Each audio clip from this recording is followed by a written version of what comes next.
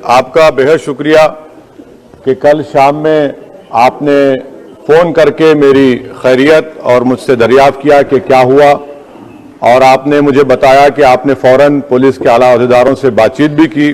मैं आपका बेहद शुक्रिया अदा करता हूं कि आपने अपनी संवैधानिक जिम्मेदारी को एक रुकने पार्लिमान की जान पर जब कातिलाना हमला किया गया टोल गेट पर, आपने उस बात की। मैं आपका शुक्रिया अदा करता हूं।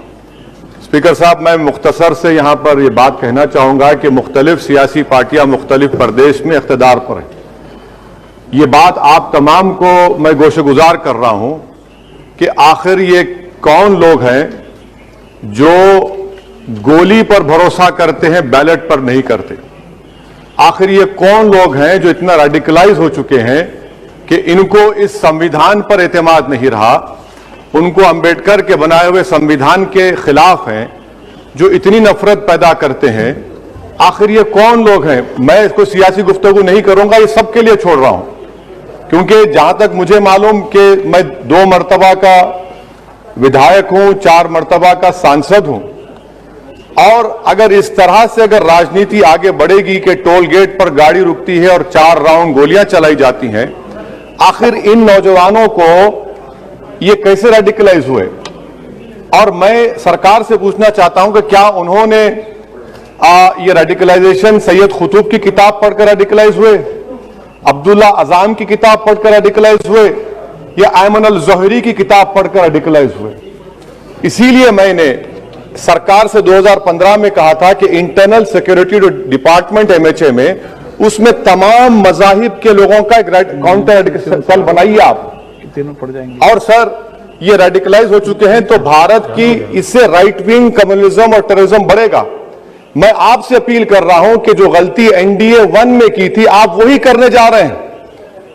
आपको नुकसान होगा, आपकी सरकार को नुकसान होगा, देश को तो, देश की सालिमियत को खतरा तो पैदा हो रहा है।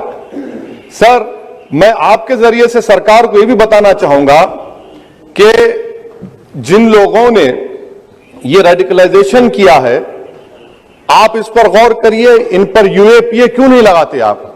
अगर कोई स्पीच देता है, अगर कोई फेसबुक पर किसी क्रिकेट मैच पर किसी टीम की तारीफ करता है तो UAPA लगता है। एक सिटिंग MP के ऊपर UAPA नहीं लगेगा सर। मैं सरकार पर छोड़ता हूं। सर, चौथी बात यह है कि रेडिकलाइजेशन की जब बात होती है, हमने यहां पर एक कांग्रेस के बड़े नेता से सुना कि 2 भारत हैं दौलत के एतबार से। नहीं सर, भारत की दौलत मोहब्बत है। भारत की दौलत पैसों की दौलत नहीं है, भारत की दौलत मोहब्बत है। हां, 2 भारत है, एक मोहब्बत पर जो पिछले कई बरसों से आबाद है, और एक नफरत पर भारत बन रहा है। तो क्या आप दौलत की भारत की मिसाल देंगे या मोहब्बत की भारत की मिसाल देंगे? अगर मोहब्बत की भारत की मिसाल देंगे तो उसमें आपको मेरी जबान को रोकने के लिए गोली चलाने की जरूरत नहीं है। इस 2 भारत को समझने की जरूरत है। सर, जब खत्म, सर मुझे खत्म, सर सुनिए सर, मैंने करीब से 6 फीट से गोलियां देखी, मुझे बोलने दीजिए सर। हो सकता है कि कल दिन ना देखूं मैं। अगर मैं यहां पर नहीं बोलूंगा तो कहां बोलूंगा सर? आप मुझे प्लीज बोलने दीजिए। सर, मैं आपसे गुजारिश यह करना चाहूंगा कि आप हरिद्वार में, रायपुर में और इलाहाबाद प्रयागराज में मेरे बारे में क्या कहा गया? आपके नायबी की रिपोर्ट है ना, आप क्यों छुपा रहे उसको? देखिए, मैं मौत से नहीं डरने वाला हूं, हम सबको जाना है इस दुनिया से। बल्कि मैंने कह दिया कि मैं इस वतन में पैदा हुआ, मेरी मां की कोख से तो जमीन पर लिटाया गया। जब मेरी आंख बंद हो जाएगी तो इंशाल्लाह औरंगाबाद की जमीन मुझे दफनाया जाएगा। मगर मैं आपसे अपील करना चाह रहा हूं सरकार से सर, कि जो कुछ बातें की गई हैं उसको देखिए। मैं Z कैटेगरी सिक्योरिटी नहीं चाहिए मुझे, मैं हरगिज नहीं चाहिए मुझे। मैं 94 से पॉलिटिक्स में हूं। मैं आजाद जिंदगी गुजारना चाहता हूं। मैं घुटन के साथ जिंदा नहीं रह सकता इस दुनिया में। मुझे जिंदा रहना है तो अपनी आवाज उठाना है, मुझे जिंदा रहना है तो सरकार किसी के उनके खिलाफ बोलना है, और अगर गोली लगती है तो मुझे कबूल है, मगर मैं घुटन की जिंदगी नहीं गुजार सकता सर। मेरा मानना यह है कि संविधान में अगर देश के गरीबों को, मजलूमों को, अल्पसंख्यक समाज को सिक्योरिटी मिलेगा तो मुझे मिलेगी। आपकी चिंता हमें है ना सर, मैं सिक्योरिटी दे रहे हैं सर, आपको नहीं सर। देश के गरीब बचेंगे तो मैं बचूंगा। ओवैसी की जान इखलाक पीलू से बढ़कर नहीं है सर। ओवैसी की जान उस वक्त बचेगी जब गरीब की जान बचेगी। इसीलिए मैं आपके जरिए सरकार से अपील करना चाहूंगा कि सर, इस नफरत को खत्म करिए, इस नफरत को खत्म करिए और इस पर आप गौर करिए। मैं नहीं लूंगा सिक्योरिटी, मैं जेड कैटेगरी नहीं चाहता हूं सिक्योरिटी। मुझे ए कैटेगरी का शहरी बनाइए आप, मुझे ए कैटेगरी का शहरी बनाइए ताकि मेरी और आपकी जिंदगी बराबर हो। जब देश के प्रधानमंत्री पर सिक्योरिटी ब्रीच हुआ, अपोजिशन की तरफ से मैंने कहा था कि गलत हुआ, सब सेकुलर पार्टी के लोगों ने कहा कि ओवैसी तुम क्यों बोले, तुम क्यों बोले। मैंने कहा नहीं, देश का प्रधानमंत्री मेरा है, सिक्योरिटी ब्रीच हुई तो एक्शन लेना चाहिए। मगर 4 मर्तबा के एमपी पर कोई 6 फीट के फासले से 4-4 गोली चलाता है।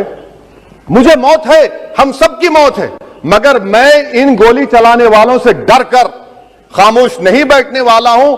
और मैं दुआ करता हूं कि उत्तर प्रदेश में पुरअमन पोलिंग होगी इंशाअल्लाह। उत्तर प्रदेश की जनता गोली चलाने वालों का जवाब बैलेट से देगी, नफरत का जवाब मोहब्बत से देगी और कमजोरों को दबाने का जवाब हिस्सेदारी से देगी। मेरी आपसे गुजारिश है सर कि मुझे जेड कैटेगरी नहीं चाहिए, मैं रिजेक्ट करता हूं। आप इंसाफ करिए सर, उस पर यूएपीए लगाइए। और इनके दिमाग कौन है? 2 लोग रेकी करते हैं, उनको मालूम कि मैं मीरठ किठौर से आ रहा हूं उस टोल गेट पर, और 6 फीट के फासले पर गोली चलाते हैं। तो आप देख लीजिए सर, आप सरकार के हवाले, अगर आप इंसाफ करना चाहें आप इंसाफ कर सकते, मगर रेडिकलाइजेशन आपको नुकसान पहुंचाएगा और इससे राइट विंग टेररिज्म बढ़ेगा। शुक्रिया सर। आपका बेहद शुक्रिया कि कल शाम में आपने फोन करके मेरी खैरियत और मुझसे दरियाफ्त किया कि क्या हुआ, और आपने मुझे बताया कि आपने फौरन पुलिस के आला अहदेदारों से बातचीत भी की। मैं आपका बेहद शुक्रिया अदा करता हूं कि आपने अपनी संवैधानिक जिम्मेदारी को एक रुकने पार्लिमान की जान पर जब कातिलाना हमला किया गया टोल गेट पर, आपने उस बात की। मैं आपका शुक्रिया अदा करता हूं। स्पीकर साहब, मैं मुख्तसर से यहाँ पर यह बात कहना चाहूँगा कि मुख्तलिफ सियासी पार्टियाँ मुख्तलिफ प्रदेश में इख्तिदार पर हैं। ये बात आप तमाम को मैं गोशेगुजार कर रहा हूँ कि आखिर ये कौन लोग हैं जो गोली पर भरोसा करते हैं, बैलेट पर नहीं करते। आखिर ये कौन लोग हैं जो इतना रेडिकलाइज हो चुके हैं कि इनको इस संविधान पर एतमाद नहीं रहा, उनको अंबेडकर के बनाए हुए संविधान के खिलाफ हैं, जो इतनी नफरत पैदा करते हैं। आखिर ये कौन लोग हैं? मैं इसको सियासी गुफ्तगू नहीं करूंगा, ये सबके लिए छोड़ रहा हूं, क्योंकि जहां तक मुझे मालूम कि मैं 2 मरतबा का विधायक हूं, 4 मरतबा का सांसद हूं, और अगर इस तरह से अगर राजनीति आगे बढ़ेगी कि टोल गेट पर गाड़ी रुकती है और 4 राउंड गोलियां चलाई जाती हैं, आखिर इन नौजवानों को ये कैसे रेडिकलाइज हुए? और मैं सरकार से पूछना चाहता हूं कि क्या उन्होंने ये रेडिकलाइजेशन सैयद कुतुब की किताब पढ़कर रेडिकलाइज हुए, अब्दुल्ला अजाम की किताब पढ़कर रेडिकलाइज हुए, या अयमन अल ज़ोहरी की किताब पढ़कर रेडिकलाइज हुए? इसीलिए मैंने सरकार से 2015 में कहा था कि इंटरनल सिक्योरिटी डिपार्टमेंट MHA में, उसमें तमाम मज़ाहिब के लोगों का एक काउंटर सेल बनाइए आप।